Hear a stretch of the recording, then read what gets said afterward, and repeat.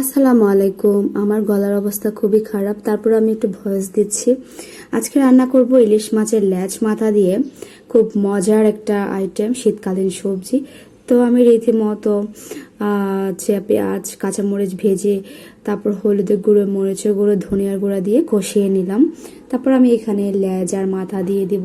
তারপর লেজ আর মাথাগুলা ভালো মতো নেড়ে চেড়ে মশলাগুলো ঢুকিয়ে আমি ঢাকনা দিয়ে সিদ্ধ করতে বসিয়ে দেব। এটা হচ্ছে আমাদের চট্টগ্রামে মানুষ এইভাবে রান্না করে।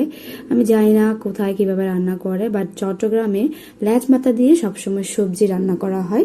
কিন্তু অন্যান্য জেলায় কিন্তু মাছ দিয়েও সবজি রান্না করে খায় তারা, বাট আমরা হচ্ছে মাছ দিয়ে শুধুমাত্র টমেটো বা ভুনা করে খাই। সো আমি এটা মতো উল্টে পাল্টে দিয়ে আমি সবজিগুলা দিয়ে দিলাম। আমি এখানে বেগুন আর শিম দিয়েছি। বেগুনের সাইজটা বড় হয়ে গেছিল, দেখে আমি আবার কেটে নিয়েছি। তারপর আমি একটু করে ঢাকনা দিয়ে রান্না করব।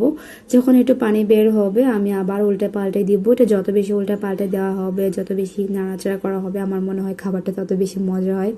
সো আমি এখানে আবার গরম পানি দিয়ে একটু সিদ্ধ করতে বসাই দেব। দেখেন ধরছে, এবং এটা রান্না যতটা দেখতে না সুন্দর, তার চেয়ে বেশি খাইতে সুন্দর। সুন্দর না, মজা। সো আমি তারপর লাস্ট পর্যায়ে ধনিয়া পাতা আর কাঁচামরিচ দিয়ে একটু দমে রাখবো।